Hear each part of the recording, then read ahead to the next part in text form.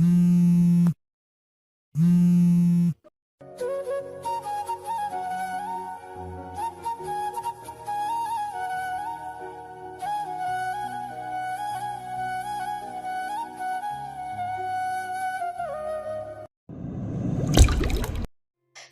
রাতে অর্ণ খুব fast driving করে বাড়ি ফিরে এসেছিল। পৃথার আঘাতের জন্য ও নিজেকে দায়ী করত, তাই সেদিন শুধুমাত্র নিজেকে আঘাত করে মনকে শান্ত করতেই ও বাড়ি ফেরে।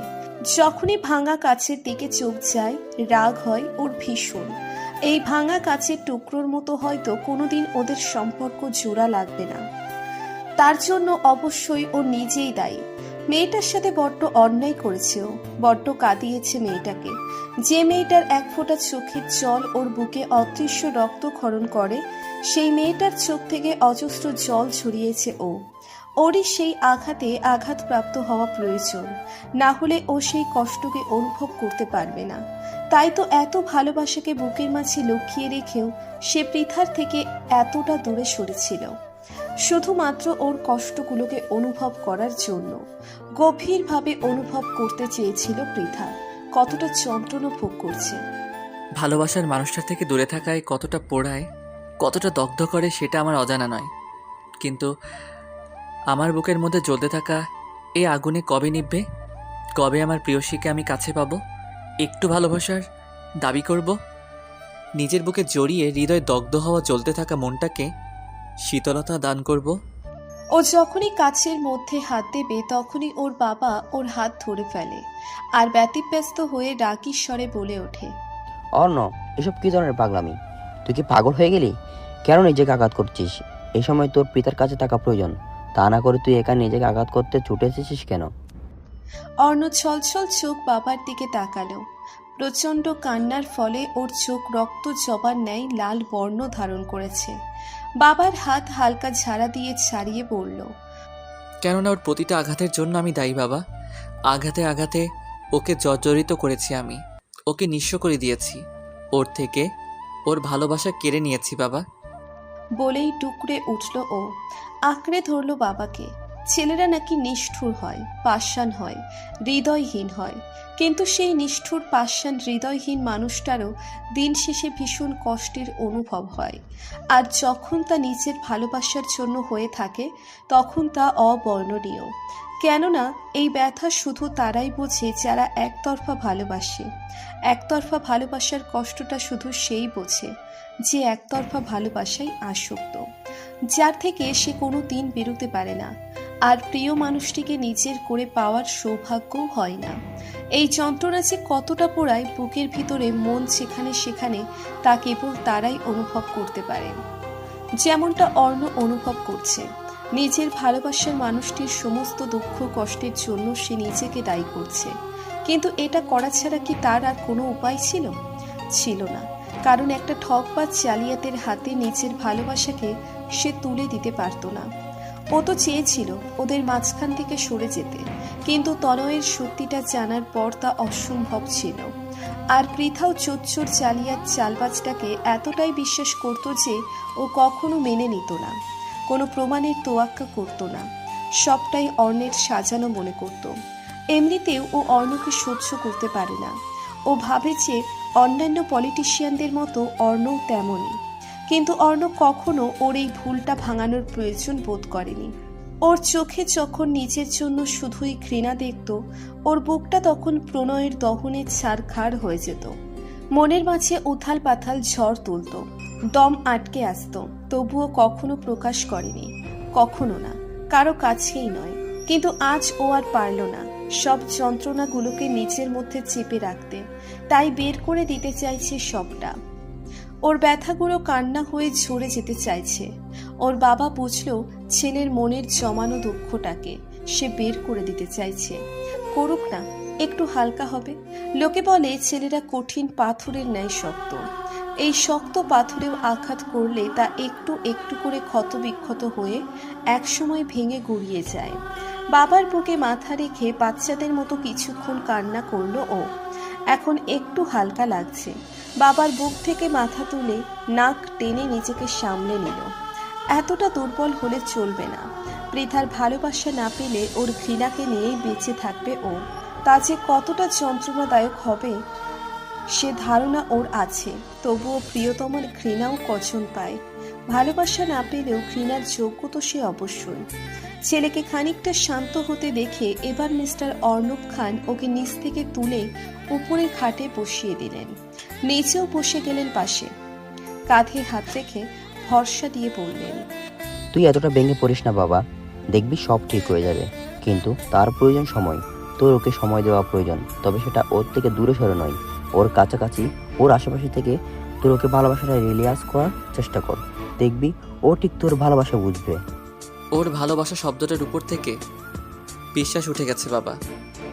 ওই ঠকবাসটার জন্য ও কোনোদিন আমাকে ভালোবাসবে না। ও শুধুই আমাকে ঘৃণা করে বাবা, শুধুই ঘৃণা করে, কোনোদিন ভালোবাসবে না আমায়। বলতে বলতে ওর গলা ধরে আসছিল। চোখ দুটো জলে টইটম্বুর হয়ে উঠল। নীরবে চোখের জলও ফেলল। দম আটকে আসছে ওর। খুব কষ্টে ও মুখ থেকে বের করলো, জানো বাবা, ও যখন আমার দিকে ঘৃণার দৃষ্টিতে দেখে কতটা দগ্ধ হই আমি, কতটা পোড়ায় ওর ওই দৃষ্টি আমায়। ও কি কখনো বুঝবে? ওর ওই দৃষ্টির প্রখরতা খুব বেশি উত্তপ্ত বাবা, খুব বেশি উত্তপ্ত। আমি সইতে পারি না বাবা, সইতে পারি না। খুব কষ্ট হয় বাবা, খুব কষ্ট। ও কবে বুঝবে বাবা? কবে আমায় আপন করে নিবে? কবে মেনে নিবে এই পবিত্র বন্ধনের শেকলকে? কবে আমার ভালোবাসার মূল্য দেবে? ওর বাবার ছেলের এমন দুঃখ কষ্ট যন্ত্রণা দেখে বেশ কষ্ট হচ্ছে। কাঁদতে ইচ্ছে করছে। তার হাসি খুশি সবাইকে মাতিয়ে রাখার ছেলেটা এই 2 বছরে প্রণয়ে আসক্ত হয়ে নিঃশেষ হয়ে যাচ্ছে। কিন্তু সে কি করবে? তার ছেলের এই অদৃশ্য যন্ত্রণা লাঘবের জন্য জোর করে তো আর ভালোবাসা হয় না। মেয়েটাকেও জোর করতে পারবে না। পরিস্থিতি ভীষণ জটিল। তাকে সাবধানে হ্যান্ডেল করতে হবে, ছেলেকে বোঝাতে হবে। বাবা তুই চেষ্টা করে তো দেখ। জানিস এই বিয়ে নামক পবিত্র বন্ধনটার অনেক জোর। এই পবিত্র বন্ধনে কেউ আবদ্ধ হলে তার মনে ভালোবাসা সঞ্চয় হতে বাধ্য। আর তোর ভালোবাসার কোনো অভিনয় নেই, কোনো স্বার্থ নেই। নিঃস্বার্থ এই প্রণয়ে আসক্ত হতে বাধ্য ও। তুই ওকে সময় দে। আজ 3 দিন হলো তোদের সম্পর্ক শুরু। আর তুই সেদিন বাড়ি ছেড়েছিস, ঠিক মতো বাড়ি থাকিস না, ওর খেয়াল রাখিস না। ওকে তোর ভালোবাসায় আসক্ত কর, ওর মনে বিশ্বাসের জন্ম দে। সবাই ঠকবাজ না, সবাই স্বার্থপর না, সবাই ভালোবাসাকে স্বার্থ দিয়ে বিবেচনা করে না, পণ্যের মতো বেচা কেনা করে না। তোর ভালোবাসা কতটা পিওর, কতটা নিঃস্বার্থ সেটা ওকে রিলিয়াজ করা, তোর অনুভূতি প্রকাশ করা। দেখবি তুই নিরাশ হবি না। বাবার আস্থা আর ভরসায় মুখে স্মিত হাসল অর্ণ। হ্যাঁ, সে চেষ্টা করবে। চেষ্টা না করে সে হারবে না। যাই হোক, পৃথাকে ও হারাতে পারবে না। না চাইতেও গভীরভাবে ওই মেয়েটার সাথে হৃদয়ের অন্তঃস্থল থেকে জড়িয়ে গেছে ও। ওকে ছাড়া নিঃশ্বাস নেওয়াটাও বড্ড কষ্টকর। তাই যে করেই হোক ও চেষ্টা করবে আর সফল হবে, এটা ওর দৃঢ় বিশ্বাস। ও হাসি মুখে ওর বাবাকে জড়িয়ে ধরল। ওর বাবা এবার আগ্রাসী কণ্ঠে বলল, তুই জানিস অন্য, তোর মাকে বোঝাতেও আমার অনেক কাঠখড় পোড়াতে হয়েছে। তোর মা যা রাগে ছিল কি বলবো। বাহ বাহ, খুব জ্বালিয়েছে আমায়, এখনো জ্বালাই। আসলে বাইরের সবার কাছে আমি বাঘ হলেও তোর মায়ের কাছে আমি ভেজা বিড়াল। শোন, এটা আজ শুধু তোর সামনে স্বীকার করলাম। তোর মা জানতে পারলে বাপ বেড়ে যাবে, বুঝছিস? আর শুনে রাখ, এটা শুধু আমার নয়, বিয়ে নামক বলির পুরো পুরুষ জাতির পরিণতি। মূলত এই ভালোবাসার প্রসূতি, দুষ্টু মিষ্টি ঝগড়া, এগুলো বান্ধবকে আরো শক্ত করে আঁকড়ে রাখে। বউকে ভালোবাসা বোঝানোর জন্য এটা একটা উত্তম প্রত্যয়। বউয়ের কথাই সায় দাও, নইলে কবর খারাপ করে ছাড়বে। অর্ণর মন ভালো করার জন্য আর প্রাণবন্ত ভাবটা টেনে আনার জন্য এসব বলছে। তবে এটা শতভাগ সত্য। বাইরে যতই পুরুষ মানুষ বাঘ হোক, বউয়ের কাছে ভেজা বিড়াল। নিজের বাবা আর মায়ের মধ্যে এমন খুনসুটিপূর্ণ কথা শুনে অর্ণ খিলখিল করে হেসে উঠল। ওর এই হাসিটা কতদিন পর দেখছে অর্ণব খান। ছেলের হাসিতে তিনিও তাল মিলিয়ে হাসলেন। অর্ণ এবার হাসতে হাসতেই বলে উঠল, আচ্ছা বাবা, আমি তো জানতাম তোমাদের প্রেম করে বিয়ে, তবে তুমি যে মাকে এতটা ভয় পাও তা তো জানতাম না। লাইক সিরিয়াসলি বাবা, তোমার মতো এত বড় একজন পলিটিশিয়ান বউয়ের হাতে কুপোকাত? আল্লাহ, ভাবা যায় বলো? বলেই আর এক দফা হাসিতে ফেটে পড়ল ও। আসলে আজ মন থেকেও মন হয় বড় কোনো পাথর নেমে গেছে, তাই এমন প্রাণ খুলে হাসছে ও। বাবার কথাই অনেকটা ভরসা পেয়েছে ও। ওর বাবা এবার চোখ মুখ কুঁচকে বলল, হাসো বাসাদন, হাসো, আমিও হাসবো। আমারও সময় আসবে যখন তোমার অবস্থা আমার থেকেও করুণ হবে। পিতামা যা রাগী, ও তোকে গোল খাওয়াইয়ে ছাড়বে। কি যে বলো না বাবা, ওই পুচকে একটা মেয়ে আমাকে ঘোল খাওয়াবে? ইম্পসিবল বাবা। তুমি তো জানো এই অর্ণ খান কারো কাছে হার মানে না। দেখবে এবার ওকে কেমন ঠাটবাটে রাখবো, তোমার মতো নয়। বাচ্চা, আমার ওই পুচকে মেয়েটা তোমার এই দেশ করেছে। ওই পুচকেগুলোর কাছে এক অসীম ক্ষমতা আছে, জানিস তো? তাদের বাচ্চামো কিভাবে যেন বেঁধে ফেলে, একবার বাধা পড়লে আর বের হওয়া যায় না। প্রেম, ভালোবাসা, অনুভূতি, খুনসুটি, এসব নিয়ে আলোচনা করতে ওদের সেই রাত পার হলো। পরের দিন ভোর হতেই অর্ণ ফ্রেশ হয়ে বেরিয়ে পড়ল পৃথার কাছে যাওয়ার জন্য। পৃথার ঘুমিয়ে তলিয়েছিল। ওকে দু চোখ ভরে খুবই কাছ থেকে দেখে চোখের এতদিনের তৃষ্ণা মিটিয়েছে। এই তৃষ্ণা যেন শত জনমেও মিটবে না। এই পিপাসা আজন্ম কাল আমরণ থেকে যাবে।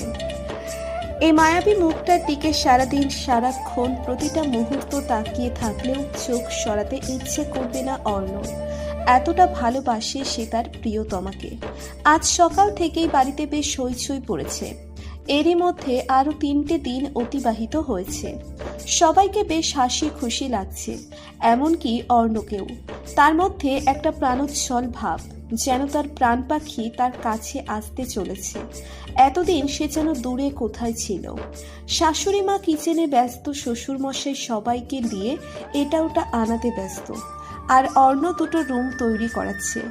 একটা রুমে অনেকগুলো বাচ্চাদের খেলনা, আসবাবপত্র, টেডি বিয়ার সহ আরো অনেক কিছু। পৃথা কিছু জিজ্ঞেস করতে চেয়েও করল না। এমনিতেই অর্ণ এখন ওর সাথে তেমন কথা বলে না। আমার কি প্রয়োজন সেদে গিয়ে কথা বলার? আমার কি নিজের কোনো মূল্য নেই নাকি? এসব ভেবেই সে প্রশ্ন করা থেকে বিরত থাকে। কিন্তু সে তো একটা প্রশ্নের উত্তর খুঁজতে ব্যস্ত, যে সে তো অর্ণকে ঘৃণা করে। তাহলে কেন ইদানিং ওকে মিস করে? সেদিনের আচরণগুলো মিস করে কেন? ও খুব করে চাই অর্ণ ওর সাথে হাসুক, মজা করুক, ওকে রাগিয়ে দিক, ওর সাথে ঝগড়া করুক। এসব কিছু ও ভীষণ মিস করছে। কিন্তু নিজের ইগো আর অ্যারোগেন্ট স্বভাব বজায় রাখতেই ও নিজ থেকে কিছুই বলে না। তবে অর্ণকে লুকিয়ে দেখে, যা অর্ণের চোখে পড়েছে বেশ কয়েকবার। 2-1বার তো চোখাচোখিও হতো। অর্ণের মায়ের সাথে আগের মতো এখন আর অতটা শক্ত ব্যবহার না করলেও মন খুলে কথা বলতে পারার মতো ফ্রি হয় নাই। অবশ্য ওদের এতটুকু সম্পর্ক গড়ে উঠেছে, তাও আবার অর্ণের মায়ের চেষ্টায়। অর্ণব পৃথার পরিবারকে প্রতি মুহূর্তে আগলে রাখে, তবে ওর পরিবারের অজানায়। তবে সে সবটা পৃথার মা বুঝতে পারে, কিন্তু কিছুই বলে না। আর অর্ণব ধারণা করতে পারে নাই যে উনি সবটা বুঝতে পেরেছে। অর্ণব ফ্রেশ হওয়ার জন্য ওয়াশরুমের দরজা ওপেন করতেই ওর চোখ ছানা পড়া। এমন একটা ঘটনা ঘটবে ও ভাবতেই পারে নাই। ও সম্পূর্ণ নির্বাক, মুখ থেকে কোনো আওয়াজ বেরোচ্ছে না। আসলে যখনই আমাদের অনাকাঙ্ক্ষিত কিছু হুট করেই আমাদের সাথে ঘটে, তখন মস্তিষ্ক শূন্যের কোঠায় পৌঁছই। অর্ণের পরিস্থিতি আর লোকটা ঠিক সেরকমই। এই মুহূর্তে সে হাসবে না কাঁদবে বুঝতে পারছে না। পৃথারও সেই একই অবস্থা। ওর চোখ যেন কোটর থেকে বেরিয়েই পড়বে। কারো মুখে কোনো কথা নেই, কারো মুখে কোনো কথা নেই। দুজনেই হাঁ হয়ে দাঁড়িয়ে। পরিস্থিতি বোধগম্য হতে কিছু সময় লাগলো। অবস্থা বুঝতে পেরেই পৃথা হঠাৎ নিচের দিকে তাকিয়ে আঁতকে উঠল। সর্বোচ্চ কম্পাঙ্কের চিৎকারে প্রস্তুত সে। ঠিক সেই সময় মুখ চেপে ধরল অর্ণ ওর। এই সময় এই পরিস্থিতিতে যদি কেউ চলে আসে তো কি হবে? না না, আমি ভাবতেই পারছি না কতটা লজ্জায় পড়তে হবে আমাদের। আর এই বোকা পুচকে মেয়েটা কিনা এত জোরে চিৎকার করার জন্য হাঁপ ছেড়েছে। আস্ত গর্ধব একটা। চিৎকার করতে না পেরে মুখ দিয়ে শব্দ করছে পৃথা। দুহাত বুকের মাঝে রেখে সামান্য দূরত্ব গুজে দিল ও। সাথে ছটফট করতে লাগলো। এই অবস্থায় আছেও, তার উপরে এই অসভ্য লোকটা আবার ওর এত কাছে এসে মুখ চেপে ধরেছে। এমনিতেই এর কাছে আসাতে অস্থিরতা অস্বস্তি বেড়ে যায়, ওর দম বন্ধ হয়ে আসে। আর এই অবস্থাতে তো ওর মরণ হবে যেন। ওকে এমন ছটফট করতে দেখে অর্ণ ওর আরেকটু কাছে মুখটা এনে খানিক বিরক্তি নিয়ে বলল, এমন ছটফট করছো কেন? আর এত জোরে চিৎকারি বা করতে যাচ্ছিলে কেন? জানো বাড়ি ভর্তি লোকজন, কেউ এসে আমাদের এভাবে দেখলে কি ভাববে ভেবেছো একবার? গাধার মতো যাচ্ছিলে তো সবাইকে চিৎকার করে সবটা দেখাতে। বাই এনি চান্স তুমি সবাইকে এটা দেখাতে চাও না তো যে আমি তোমাকে কতটা আদর করি আর কখন কখন করি? অর্ণর এসব লাজ লজ্জাহীন কথাবার্তায় ধপ করে মাথায় আগুন জ্বলে উঠল পৃথার। লোকটা এত বেহায়া কি করে হতে পারে ও ভাবতেই পারে না। আর কি সব অসভ্য মার্কা কথাবার্তা ভাবা যায়? লুচ্চু ছেলে একটা, সারাদিন এই সবই ঘুরে মাথায়। আবারও ছটফট করতেই অর্ণ ওকে বলল, ছাড়তে পারি, তবে একদম চেঁচাবে না। আমার মান সম্মান সব প্লাস্টিক করে ছেড়ে দিবে নয়তো তুমি। যেই মেয়ে বাবা বিশ্বাস করা যায় না। ওর এমন কথায় আরও রেগে গেল পৃথা। চোখ বড় বড় করে রাঙাতেই ছেড়ে দিল ওকে অর্ণ। অর্ণ পৃথাকে ছেড়ে পিছনে ফিরে বেরিয়ে এলো রুমে। পৃথা রাগে গজগজ করে ড্রেস না চেঞ্জ করে অর্ণের পিছন ছুটল। কত বড় পাঁচি অসভ্য লুচু একটা লোক ভাবা যায়? কত জঘন্য একটা কাজ করেছে। ইস কি বিচ্ছিরি ব্যাপার। রাগ হচ্ছে, ভীষণ রাগ হচ্ছে। ইচ্ছে করছে অর্ণের সিল্কি চুলগুলো টেনে ছিঁড়ে ফেলতে, তবেই শান্তি পাবে ও। এসব ভাবতে ভাবতেই সে ছুটল অর্ণের পিছনে। অর্ণ রুমে আসতেই পৃথাও বেরিয়ে এলো ওর পিছন পিছন। আর রেগে তেড়ে এসে তর্জনী আঙ্গুল তুলে বলল, আপনি আপনি একটা নোংরা লোক, একদম বাজে। আপনি এত অসভ্য কেন? এভাবে কি ওয়াশরুমে ঢুকে পড়ে, তাও আবার পারমিশন না নিয়ে? আমার ওয়াশরুমে আমি যাব, তাতে আবার পারমিশন কেন নিতে হবে সেটাই বুঝতে পারছি না আমি। কপাল কুঁচকে বলে উঠল অর্ণ, দেখুন মিস্টার, এটা এখন আর আপনার একার বেডরুম নয়, এখন এটা আমারও রুম, তাই আপনাকে আমার পারমিশন নিতে হবে। রাগী লোকে নাক ফুলিয়ে বলছে পৃথা। বেডরুমে আমাদের সমান শেয়ারিং, আর তোমার মতো গর্দভ মেয়ের সাথে কথা বলাই বেকার। দোষটা তোমার, আর আমাকে কথা শোনাচ্ছ। দরজা লক করিনি কেন তুমি? আমি কি জানতাম নাকি যে মিস ইউনিভার্স ওখানে আছে? আর জানলেই বা কি, আমার কাছে তুমি যে কোনোভাবেই থাকতে পারো। কোনো কিছু পড়া আর না পড়া ম্যাটার করে না। After all we are husband and wife, তাই না মিসেস ওয়াইফি? বেশ ডোন্ট কেয়ার ভাব নিয়ে শেষের কথাগুলো মজার ছলে বলেই এক হাতের উপর অন্য হাত রেখে ঠোঁটে আঙ্গুল ঠেকালো অর্ণ। ঠোঁট কামড়ে তুষ্টু হাসছে সে। পৃথাকে লজ্জা দিতে বেশ লাগে ওর। আর অন্যদিকে পৃথার তো আকাশ থেকে পড়ার মতো অবস্থা।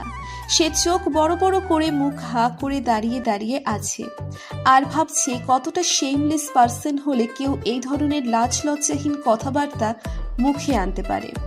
লোকটাকে যতটা ভালো আর সাধু দেখা যায় ততটা ভালো তো মোটেও না। আজ তো একটা বজ্জাত আর খাটাস লোক বেটা। আবারও রেগে তেড়ে অর্ণের কাছে আসার সময় পা পিছলে অর্ণের বুকের উপর আছড়ে পড়ে।